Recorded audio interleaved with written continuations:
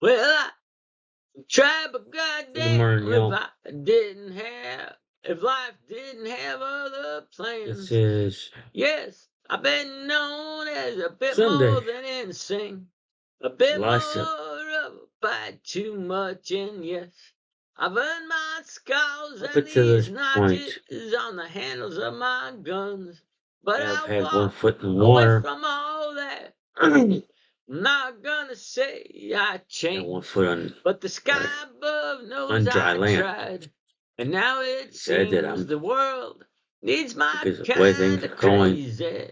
So I'm back to lead the pack. It I said that I'm gonna ain't jump never been your into the mama's kind water of girl. and become fully I rode submersive. hard in the saddle with a shotgun on my back and 6 guns on my hips.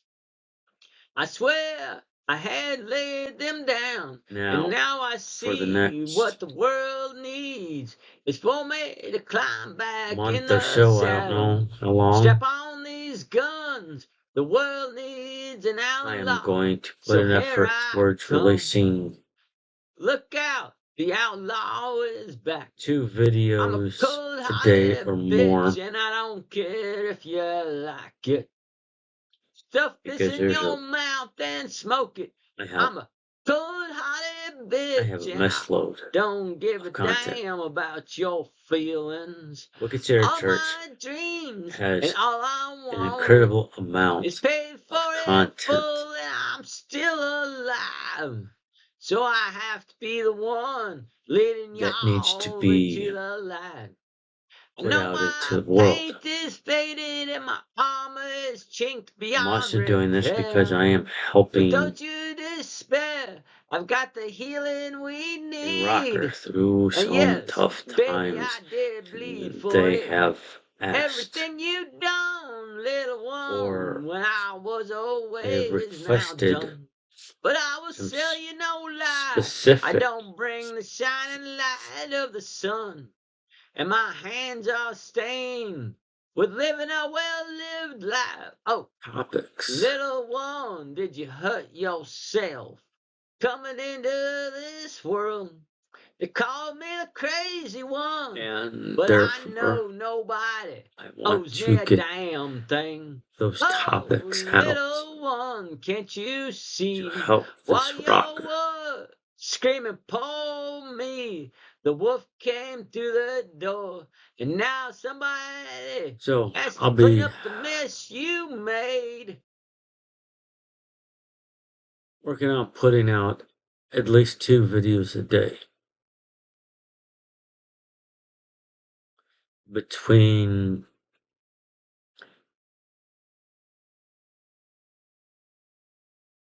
helping this rocker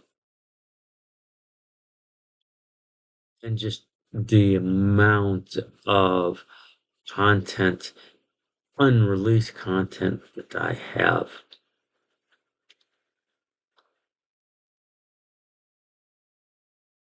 it should not be difficult.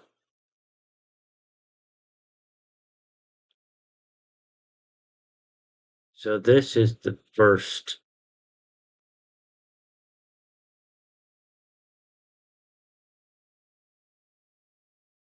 that I will be the first podcast that I'll be releasing today, and I will go in and release a second video.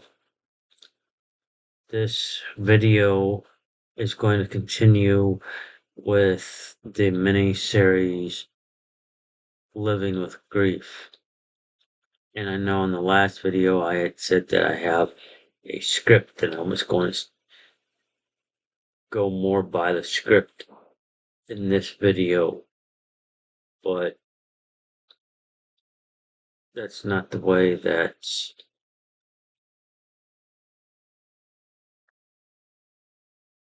it is to go. So, I was watching Masoko one of the programs in the Star Wars saga. It reminded me of one of the multitude of times that I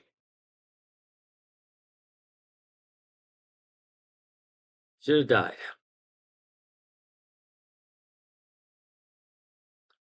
This particular time I was out in California at the beach swimming, and I have told the story several times, and most of the time I tell what I do is I tell, I went out, I went for a swim, my legs started to cramp, and I went under and I blacked out. And the next thing I remember is waking up on the shoreline with people looking at me. And that's the way that I had always told the story, but I decided that I need to go into more depth and more detail.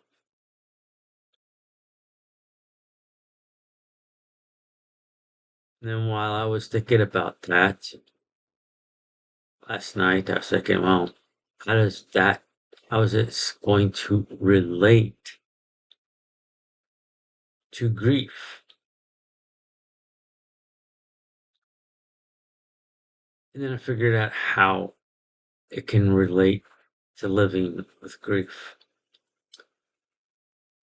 So bear with me. This may be a long video. It might be 30 minutes. I might go to be an hour. I don't know. But I was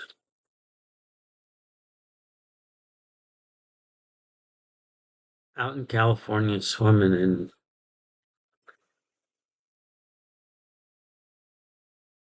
I don't, for those that may not know, when you go swimming, there are some beaches that you'll have the shoreline, and then a certain amount of distance from the shoreline, you'll have a rope with some buoys that is the Goldilocks zone. From that rope, from the shoreline to that rope, that's a Goldilocks zone.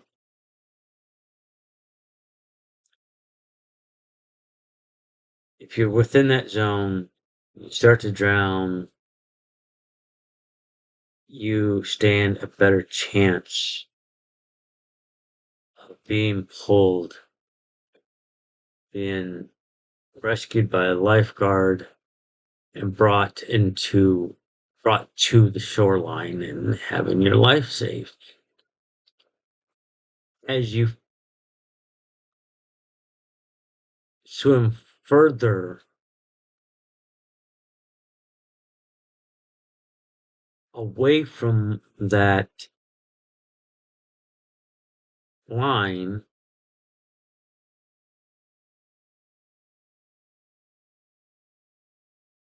the more risk you are at for not being saved.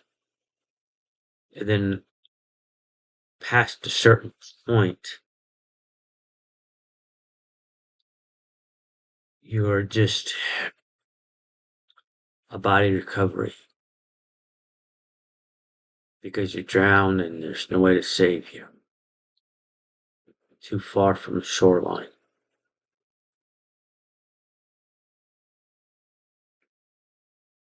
And I know this because I've been through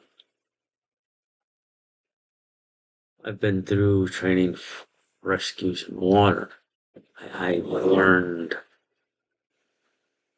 breaststroke, I've learned backstroke, I've learned butterfly stroke, I have learned the dead man's float.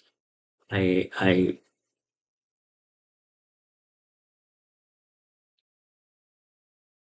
I'm a strong swimmer. I was a strong swimmer. I don't know. I've been swimming for a long time since I haven't really done a whole lot of swimming since I was retired. But I was a strong swimmer. I knew my limits, and because of my training, I knew what to do in a drowning situation involving myself. I knew what to do to increase my chances of survival. And then, I had been through this training and I trained every day and it just became second nature. It just, I have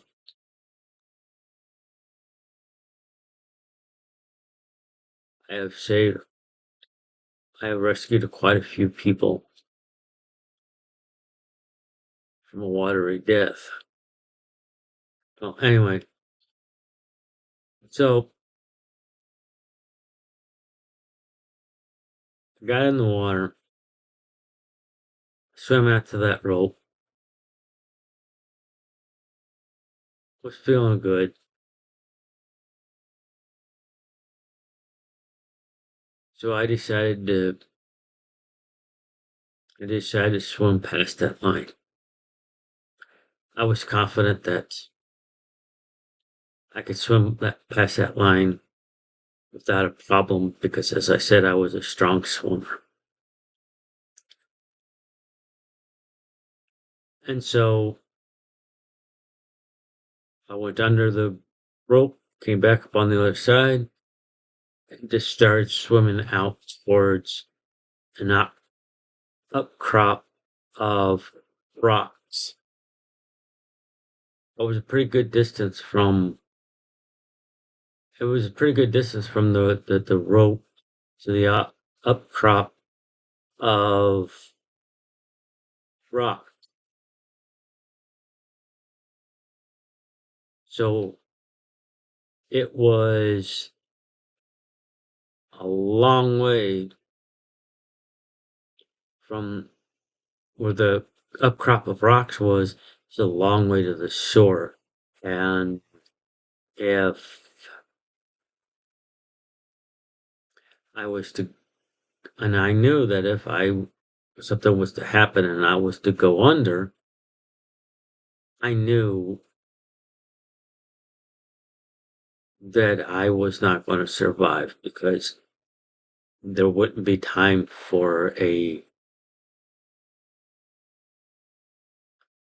helicopter water rescue. And I would just be a body recovery. But as I said, I was confident that I could swim to this outcrop of rocks, and I was confident that I could swim all the way back to the shoreline because, as I said, I was a strong swimmer. I have swam longer distances than that before. So this was just an exercise for me. So I got to the outcrop of rocks, kind of held on to the rocks a little bit, rest before heading back to the shore. You know, then I pushed myself up off from the rocks, and I got a cramp in my thigh that went all the way down to my Achilles heel. I couldn't use the leg to help me propel forward. So I was doing the breaststroke while only having one leg kick and to propel me forward. But it was, I'd been through training and I knew what to do. I knew what to do. I was doing the breaststroke and I was going at a leisurely pace. I did not panic.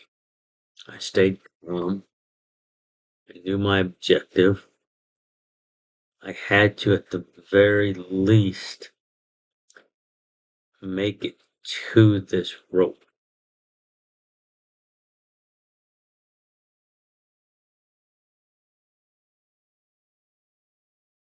So that I would stand a greater chance of survival. And then my other leg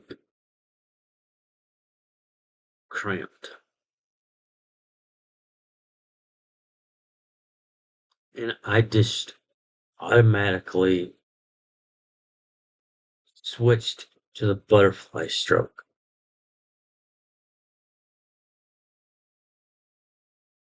And was doing the butterfly stroke while basically dragging my legs. And the water was cold. It wasn't freezing, but it was cold.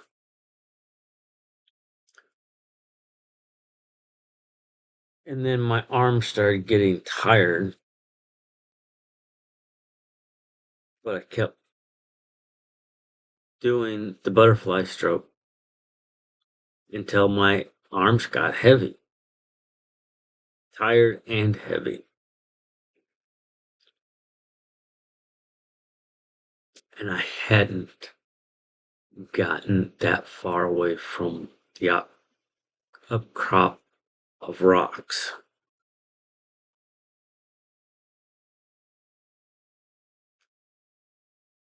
And I knew I couldn't keep up the butterfly stroke for much longer and that I was going to go under.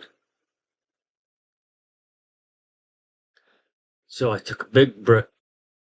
I took a deep breath, relaxed, let myself sink.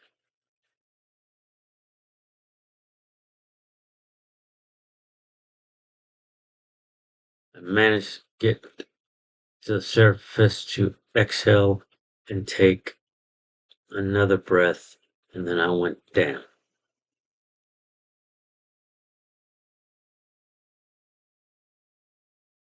Somehow managed to push myself to the surface again.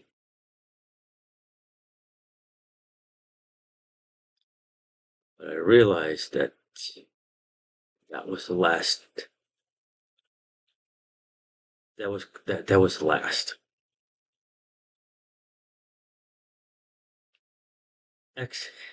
Making it to the surface that last time. Exhale, inhale, and then back down into the water, and then that was it.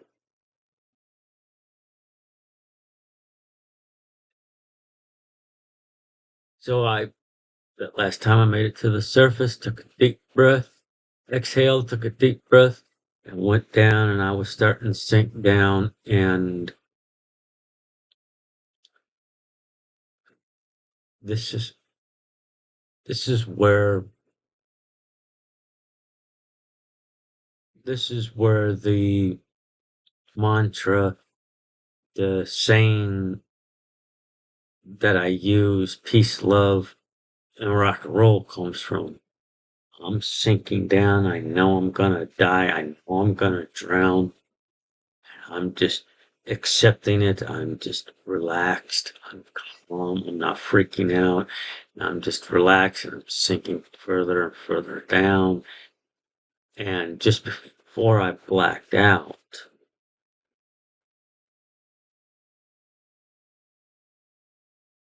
I said, well, it's been a good life. Peace, love, and rock and roll, world. And then I blacked out.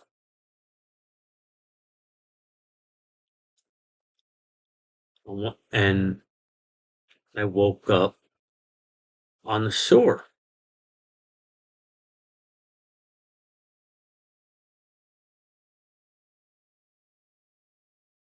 And most generally, I leave it ambiguous, and I for reason, let people believe what they want to believe, and when people believe me, well, that was a miracle. God saved you, and I just smile kindly at them and nod my head. But I know that part of the reason that I survived is because of my training, how well I was trained.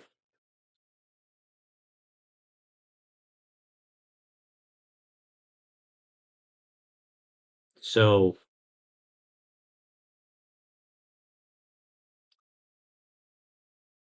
I believe that when I went down that third time,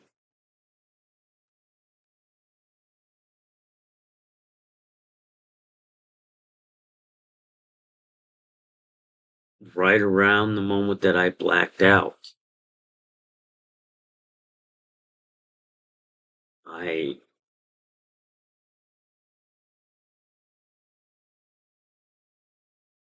did the dead man's float. And with the waves, the current and everything, would have pushed me towards the shoreline or further towards the rope, the Goldilocks zone, where a lifeguard would have a good chance of bringing me to the shore alive.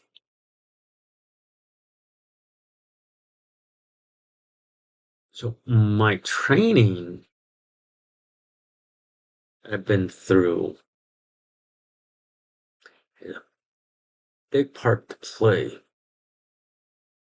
in why I would survived that event. You know, I have been in a Jane of all trades. I have learned multiple things.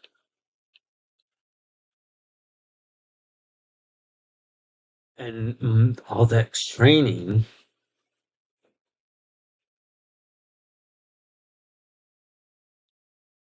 gave me a fighting chance to survive that most people don't have. Now, what does that have to do with living with grief? Well,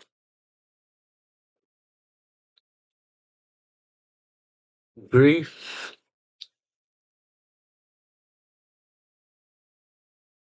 is like this sea.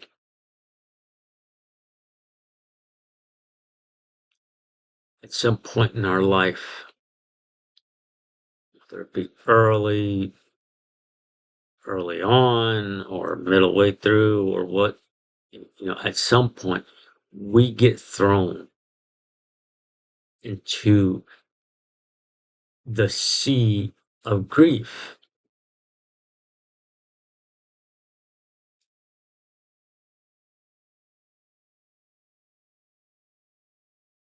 And we are not trained to survive the sea of grief. So now we're in the sea of grief. We're going down, we're sinking down, and we're just panicking and freaking out. Water is rushing through our nose and our mouth and into our lungs, and we're just panicking and freaking and because we weren't trained how to survive the sea of grief.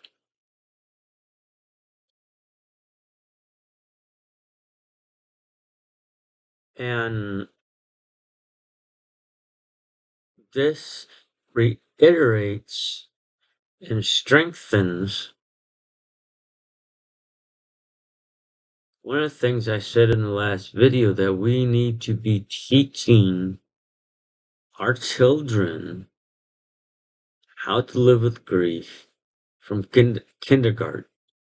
It should be among the basics.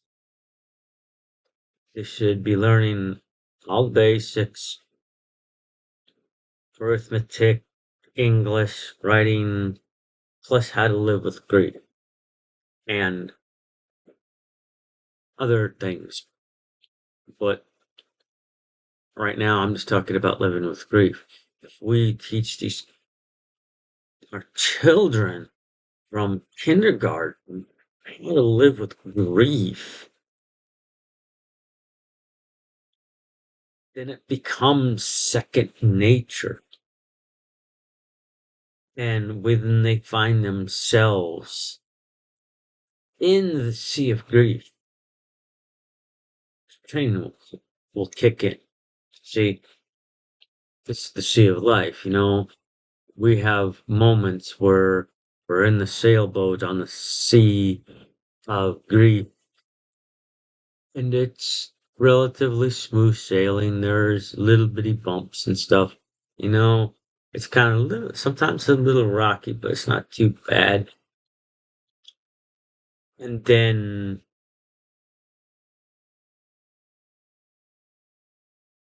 the sailboat we're in gets capsized, and we are thrown into the sea of grief. Now, if we've been trained to live with grief, we stand a greater chance of survival.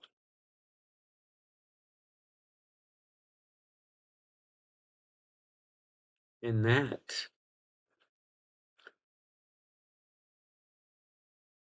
is my goal with this mini series.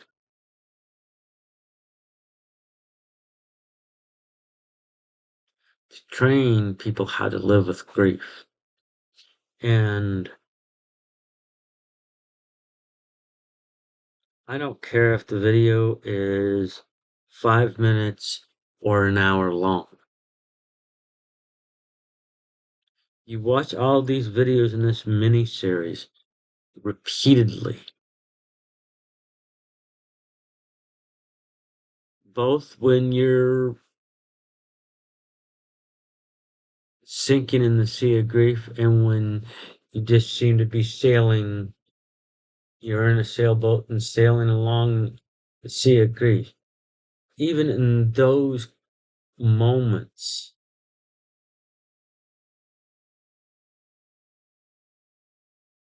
reiterate the training, and it'll become second thought.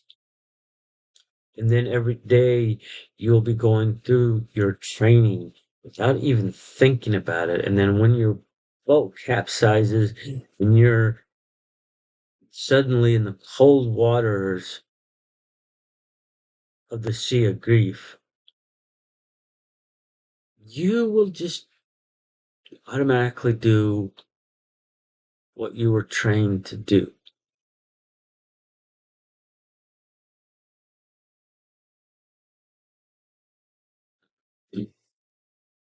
When I When I first experienced grief,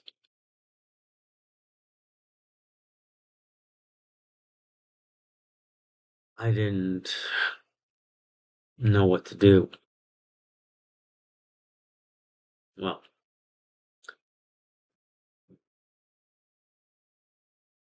but I knew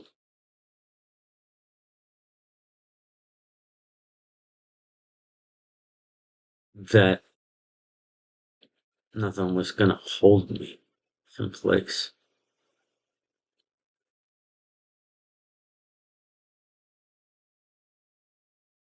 And I've had this drive my whole life that has allowed me to live with grief and overcome so many obstacles.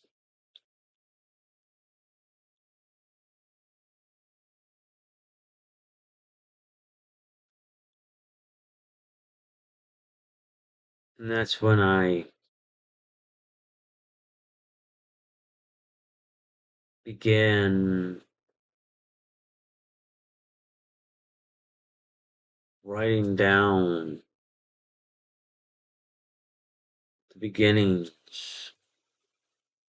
of musica and what evolved into Wicced.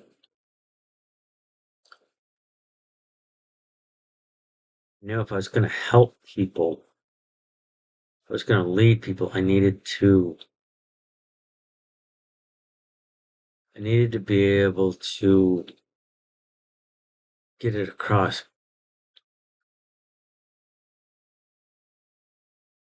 I had to be able to explain the process.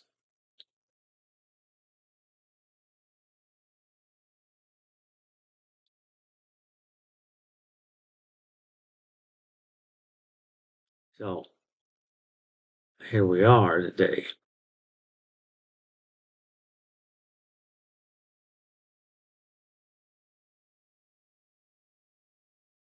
And I am doing the best that I can, and I do the best that I can every day. Every day my goal is to be better than I was yesterday. So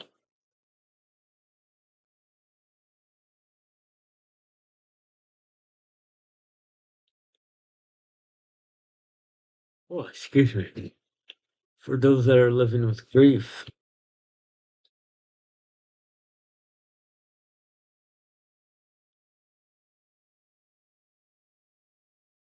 watch this podcast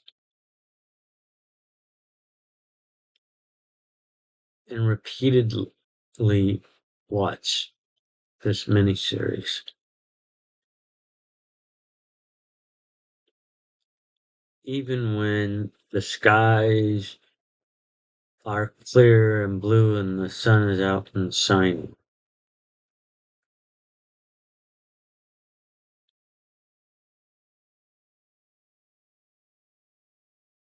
Learn to live with grief. Because once you're thrown into the waters of grief, you're on the sea of grief until the day you die.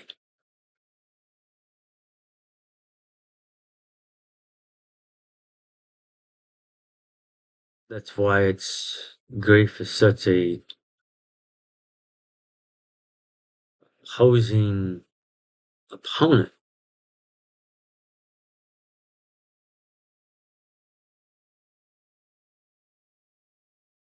And so you have to train every day until it becomes second nature on how to live with grief. Because otherwise you'll be held in place. You'll go under. Excuse me. What? Oh, I'm not tired. It's just I've had a little bit more problems with my breathing this morning.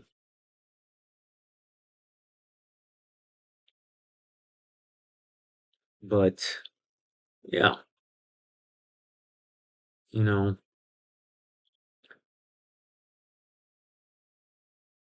no matter what age we are, once we get thrown into the sea of grief, we have to learn to live with grief. We have to learn to sail the sea of grief. And that's what this mini-series will do. This mini-series will teach you how to sail the sea of grief and how to live with grief. And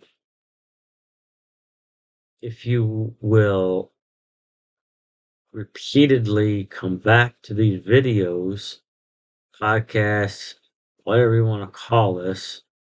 I mean, I don't even know what it's a video. If you listen to this mini series routinely, or another term, ritually, all this will become second nature. So when your boat capsizes, your training will kick in. Then you'll survive, you'll get back in the sailboat, and you won't have to worry any longer.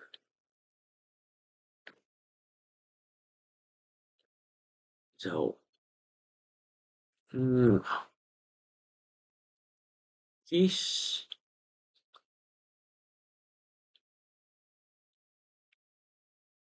love, and rock and roll. Yeah. Peace, love, and rock and roll. So now you know where that came from.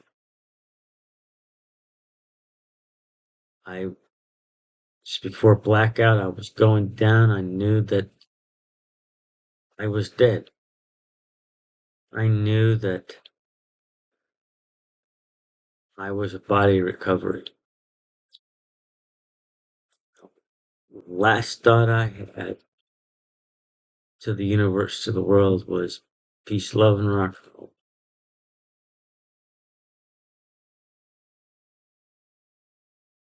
That was my sign off.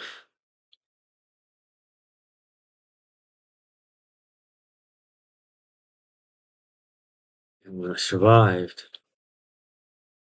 I turned it into a mantra.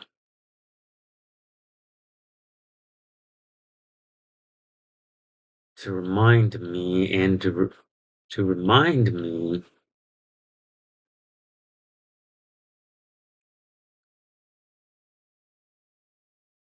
that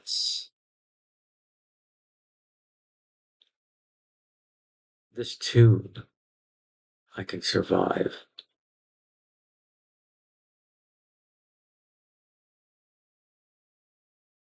So it's 38 minutes going to 39 minutes. I believe that I've accomplished what I wanted to accomplish with this episode. Maybe the next episode will be more scripted. I don't know. I don't.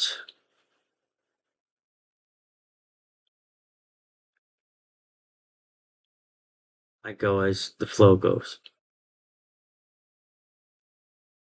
So again, peace, love, and rock and roll, y'all.